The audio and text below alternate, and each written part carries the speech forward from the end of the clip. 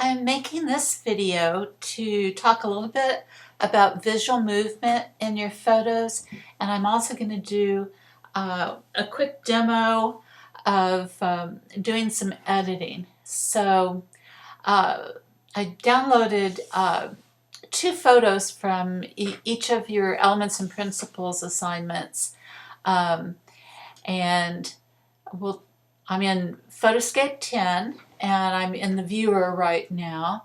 And so let's just take a look at these real quick. Okay, so this is one of Jamie's photos, and I think she used this photo for her line example, but you'll find that most photographs are going to have visual movement, and visual movement is the way that your eye moves through the photo.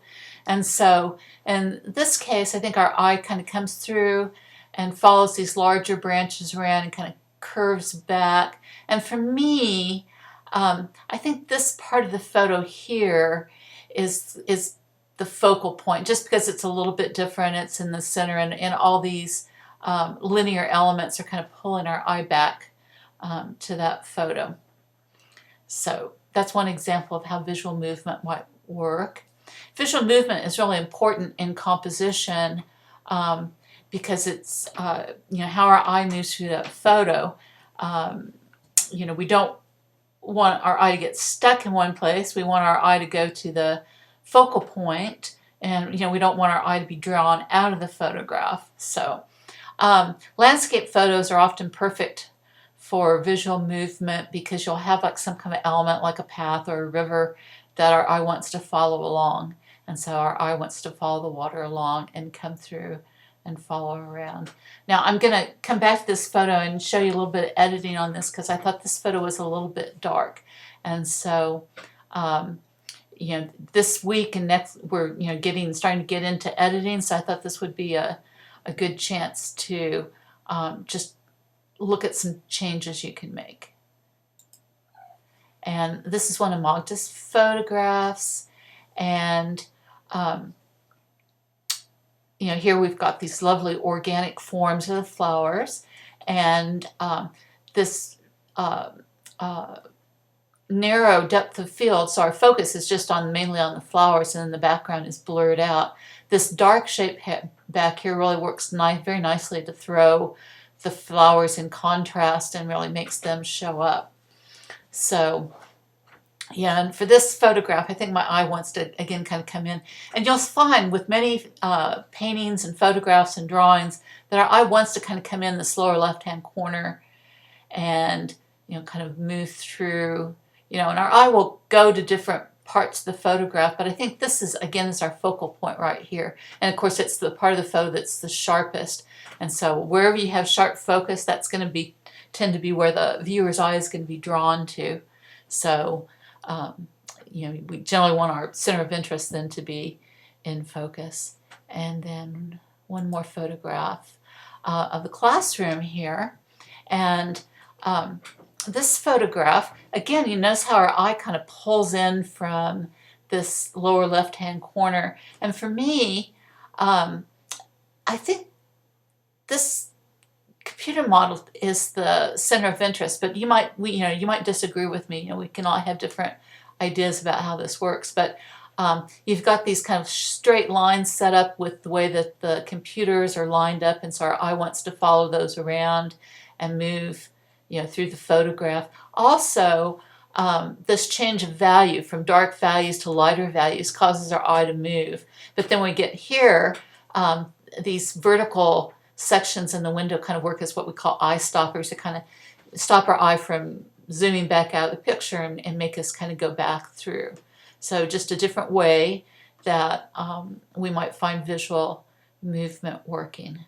So just keep in mind, visual movement is not actual moving subject, it's how our eye moves through the photograph. Okay, so,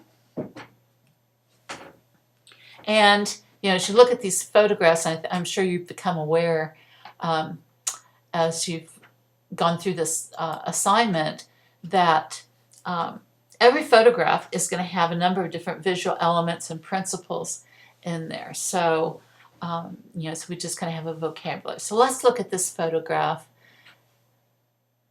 And I'm going to click on Editor. And I have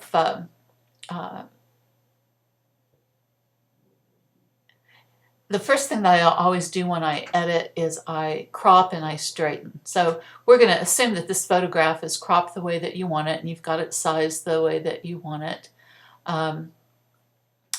It looks pretty straight, but looking at these columns of the bridge, they have just a little bit of a tilt in it, and I'm thinking that maybe I might want to straighten that. And so in this software, you have a straighten tool. And you can just grab a hold of your picture. I know this is kind of dark, but I'm going to just rotate it a little bit until I think all those vertical elements are straight. And sometimes you're going to have a photograph where if you straighten one thing, then something else is going to be crooked. So sometimes it's kind of a trade-off. But so if I'm happy with that, I'm going to hit apply. And it should be pretty straight by now. I noticed that some of Jamie's photos were kind of dark, and so now that we're getting into our editing, that's something that you can fix. And it may be that your exposure was a little bit dark when you shot them. Not bad, and certainly correctable. There's two different panels that I like to use when I'm correcting exposure, and I think also this photograph looks a little on the blue side. I think it has a little bit of a color balance. So let's see. I'm going to show you a couple of different ways to fix things. You have a shadow highlight, and here you can lighten your shadows or darken your highlights. Well, our highlights don't need to be darkened, but our shadows look like they need to be lightened up. And so I'm just going to lighten that a little bit. It's okay to have some dark areas in there, but I think you just need a little more contrast in there. And if you can click on, that's before, that's after. If you like it, you hit apply. If you don't, you can just hit cancel. Okay, so that's one way that you could fix that. You have a white balance tool in here. I don't think it's going to work so well on this particular photo.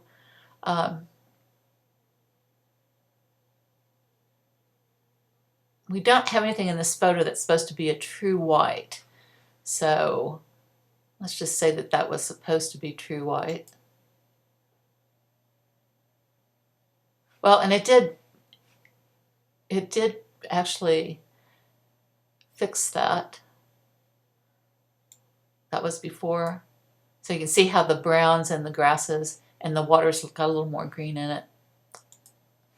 I'm going to show you another way to fix the white balance. If you purchase the additional tools in Photoscape X, you have levels that you can use, and so it's too dark, so we can drag the white triangle over here, and watch your histogram and what happens to your histogram. And midtones, this is your gamma or your midtones, and to make the shadows lighter, the midtones lighter, we drag this to the left. You'd think you'd go to the right, but you actually go to the left. And that's one way that you can fix this photo. So that's just one more way. I'm going to hit cancel. And I would probably actually go under the color tab for this one.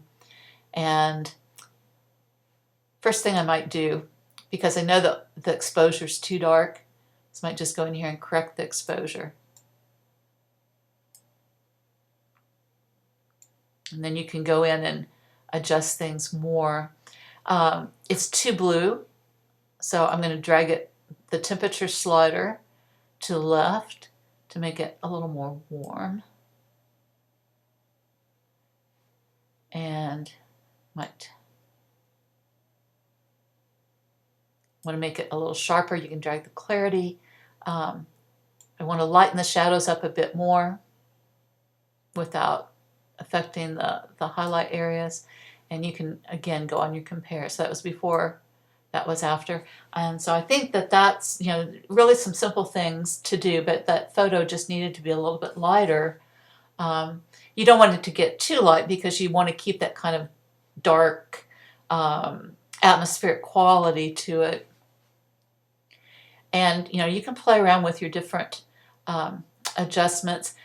You have a gamma correction, that's your middle tones, and it doesn't take much at all. You also can use these little triangles to go up and down the numbers if it's hard to adjust that. And that's probably really the two things the three things that I would fix about this photo is I would straighten it a little bit, I would lighten it up a little bit, and I would adjust the temperature so that it was less blue and more on the warm side. Okay, that's all I have to say this week.